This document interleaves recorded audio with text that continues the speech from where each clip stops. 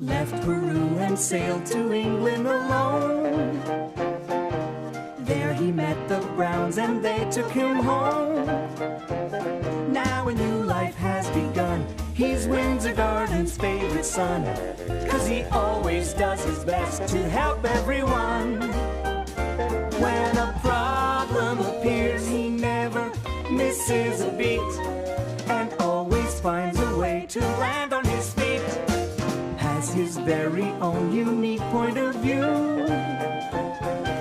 looks at everything as if it's brand new. He is friendly and polite, and he tries to do things right, but he gets in sticky messes just the same. He's curious and speaks his mind, but trouble's never far behind. It's Paddington Bear, he's one of a kind. I'm Paddington Bear. What a lovely afternoon. I do hope Paddington is enjoying himself. He told me he was going to read a book this afternoon. Really? I'm not sure I like the sound of that. He told me he'd be watching television. There's nothing in this world like Granny Green's smooth, silky, delicate, old-fashioned butter toffee. You can say that again, Mrs. Green. Mine's nothing like it.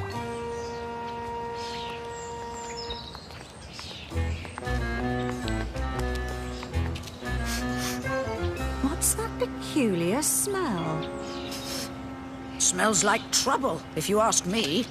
Now, pour the delectable toffee into a waiting saucepan. Don't mind if it's a little sticky. Just let it ooze. Isn't that wonderful? It's not wonderful. It's stuck. Yummy, yummy. Now get your spoon. You'll want to taste your toffee. Superb. Whoops! My toffee wasn't anything like Granny Green's, and I didn't know how she cooked things so quickly. And don't forget our delicious golden brown apple pie to have with our toffee. Here's one I prepared earlier. Now she tells me. Delectable toffee into a waiting sauce. I can hear voices. Oh, I just wish I had brought the key. I think we'd better try the back door.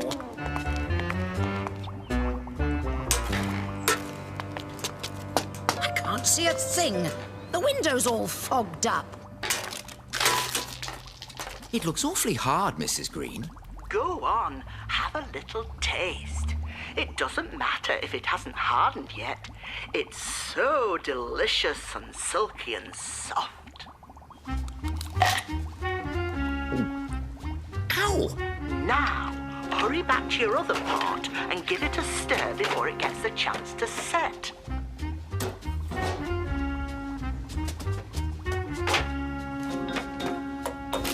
Open that door. Oh!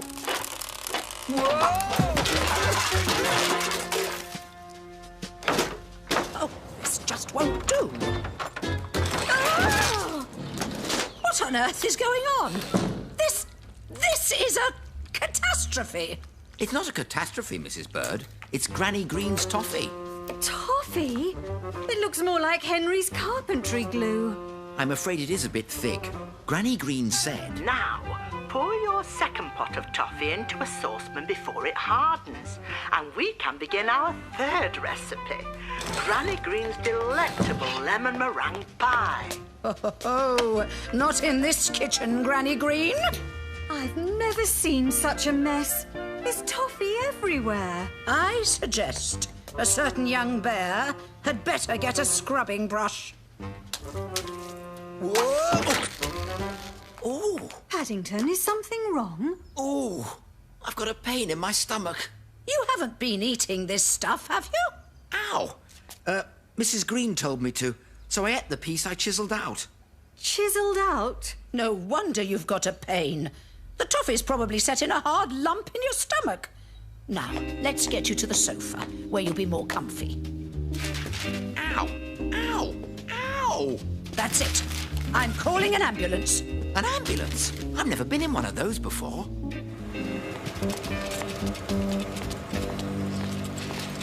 Poor young Mr. Brown. He didn't look too good to me.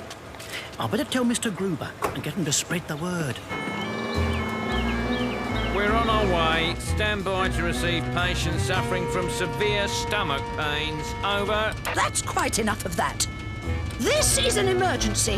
Have your best surgeon standing by. Over and out. You. Faster. Oh, in an ambulance. I'm just on my way with the others to the hospital. Clear the way. Emergency. Stop! I will be the judge of whether this is an emergency. Before the patient is admitted, I must take his blood pressure. Oh, he's all furry. Get him into intensive care at once and call Sir Mortimer Carraway. Tell him it's an emergency. Dr. Mortimer Carraway, emergency. Come right away.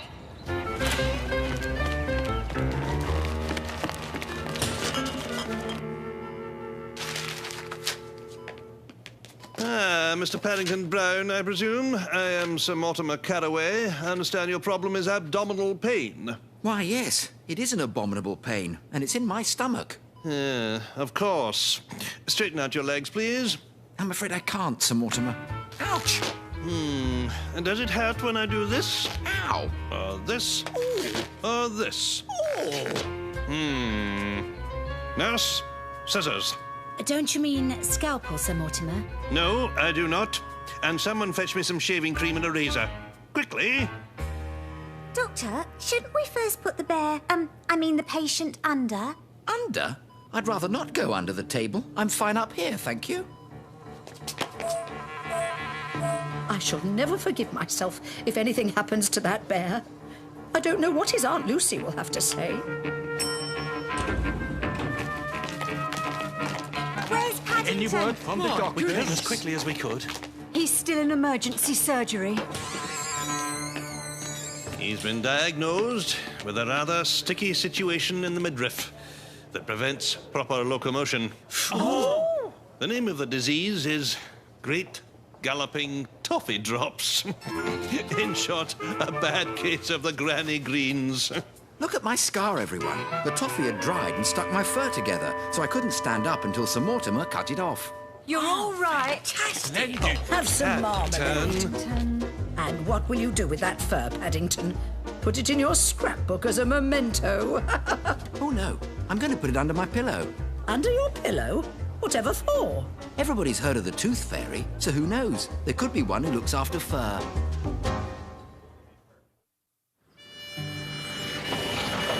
Perhaps renting this car wasn't such a bargain after all, Mr. Gruber. I'm afraid you're right, Mr. Brown.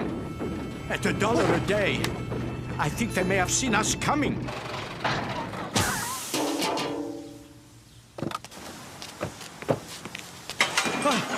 Well, at least we've reached civilization. I shall try to get some assistance at that garage. See the world for free. That's just what we need to research Mr. Gruber's book, The World and Its Wonders. I think I'll inquire about this holiday tour. Now, where did Mr. Brown get to? Mr. Gruber, we've struck lucky at last. We not only get to see the world for free, but they promise to pay us. All aboard! Hurry, Mr. Gruber. The tour's leaving. Right. The tour is now departing.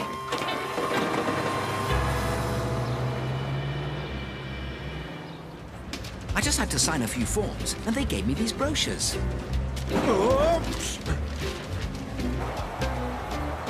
They have places to stay all over the world. Oh, dear, Mr. Brown. I think I know why. We've enlisted in the United States Army.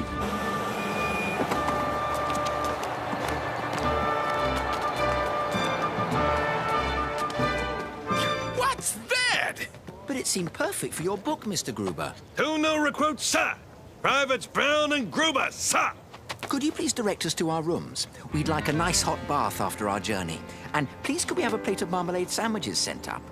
Marmalade sandwiches? This ain't no holiday camp. Arms out. 1 pair of fatigues, 1 pair of boots, 1 helmet, 1 canteen. One gas mask. Mr. Brown, this gentleman believes that we have enlisted in the United States Army. I'm sure once he's heard our explanation, he will gladly accept our apologies. I'm not a gentleman. I'm your drill sergeant. And the only thing I'll gladly accept is that you get in a uniform, call me sir, and get to work with these. Yes, sir.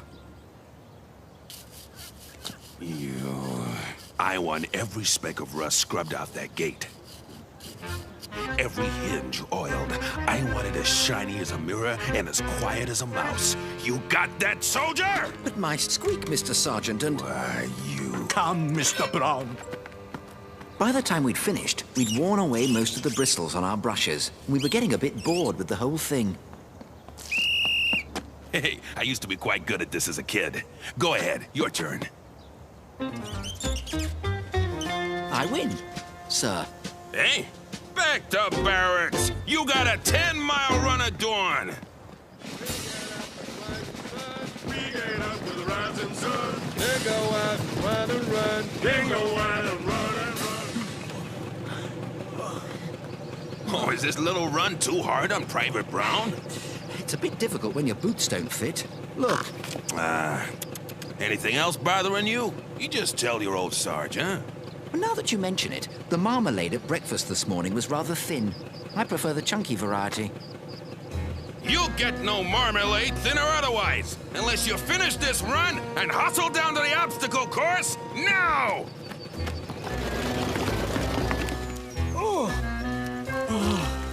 How was it, Mr. Gruber? Oh, dear. Next to... Go! Go!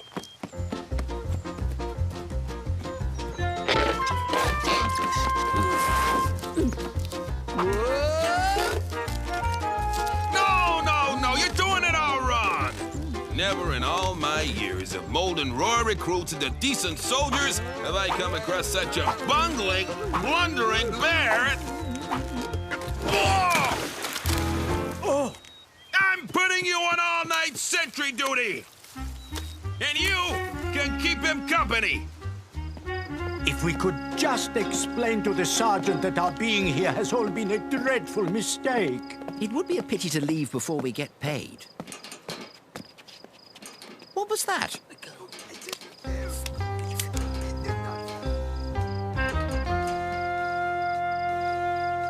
Halt! Who goes where? There.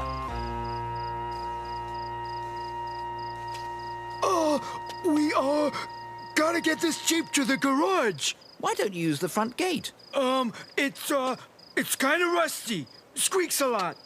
We didn't want to wake anybody up. That's very kind of you. But last night, Mr. Gruber and I... Goodness me, time to be going. A sentry's work is never done. Those men are up to no good, Mr. Brown. Keep an eye on them while I fetch the sergeant. If necessary, you must try to stall them. How do you stall a Jeep? Aha! Mr. Sergeant? Sir? What? Hey! Weren't you out on sentry duty? Please forgive my disturbing you, but some men are stealing Jeeps. I've left Mr. Brown in charge and... You've done what? Are you mad? There's no telling what he'll do. Oh, my word.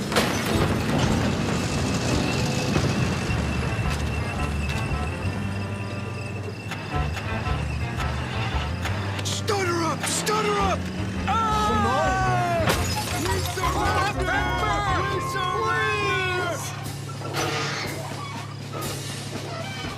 When you got something that needs done, When you got something that needs done, go ask Private Paddington. go ask Private Paddington. The United States Army thanks you for stopping the theft of military vehicles. And here are honorable discharges, since you're both citizens of the United Kingdom. And to help you explore the wonders of America, your very own Jeep. Perhaps we should join the Navy next, Mr. Gruber. Maybe they'll give us a boat.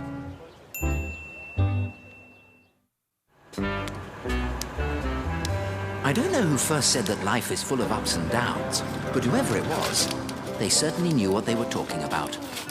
Oops. Pardon me, I believe this is yours. CC 32973-296. Yes, that's mine. Thank you very much. I've only just taken it out of the bank. Glad to be of service. And if I may be so bold, where are you off to on this fine June morning? I'm doing my Christmas shopping while the summer sales are on. It's something I learnt from my Aunt Lucy. What would you say if I told you that by Christmas you could be rich? Rich? Allow me to introduce myself. Dandy's the name. Stocks and shares are my game.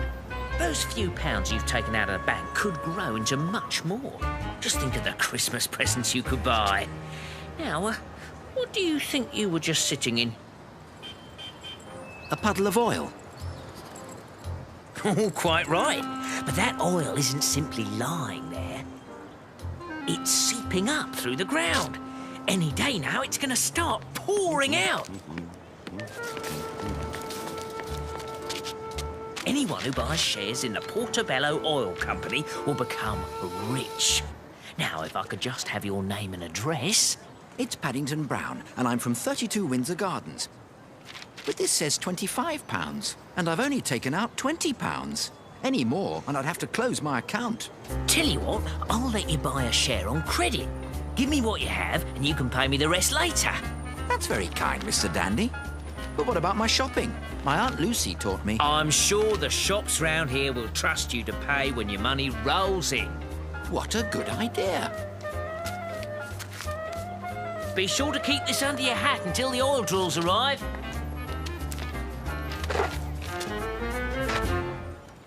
Mr. Dandy was right. All the shop owners said I could pay for the gifts as soon as I received the money from the oil shares.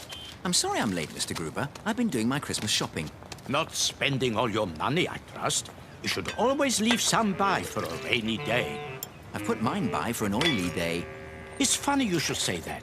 I've just been reading about a trickster called Jim the Dandy. It seems he has been selling bad shares in something called the Portobello Oil Company. A fool and his money are soon parted. Everyone knows shares are sold at the stock exchange, not in the Portobello Road. Bad shares? The stock exchange? Yes, that Jim the Dandy sounds like a nasty piece of work. There is only one thing worse than selling something that isn't there to sell, and that is buying something and not paying for it. The Portobello Oil Company? Oh, no. It may not be a good share, but it's all I have. And I gave Mr. Dandy all my Christmas present money. Paw prints. Have you left your mark on everything you've touched today? I slipped in some oil when I came out of the bank this morning. That's how I met Mr. Dandy. That scoundrel is probably spending your money at this very moment. I'm terribly sorry, Mr. Brown. Mr. Gruber said people normally buy shares at the stock exchange. It made me think that since it's called an exchange, they must let people swap bad shares for good ones. Good morning. I have some bad news for you, Mrs. Jones. There is a trickster at work in the market. He's selling bogus shares in an oil company. That's funny. The gentleman who just left paid me with this. It's got oily marks all over it. Oh, I owe you £5, Mrs. Jones.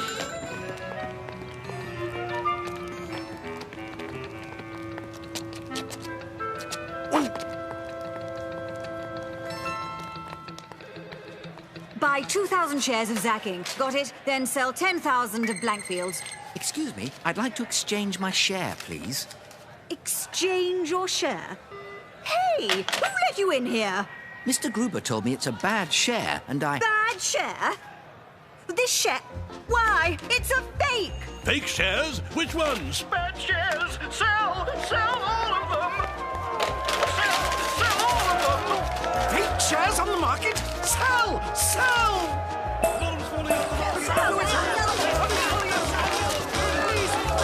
You! Look what you've done! Arrest that bear!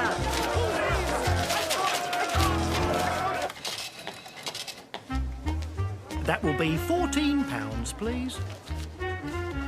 Ha-ha! Caught you red-handed, Jim the Dandy. Oh, no, you don't. Ow!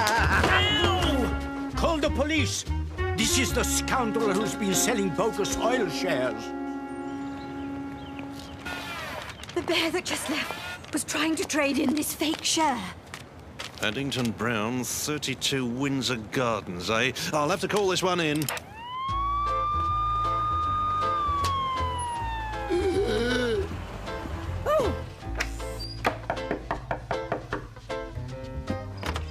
Good evening, madam. Does a Mr. Paddington Brown live here? Oh, dear. He's not in trouble, is he? On the contrary, we're here to return his money. You'll find him in the cupboard under the stairs. Anyone at home? I'm sorry. I'm guilty. I'll never buy a bad share again. Don't worry, Mr. Brown.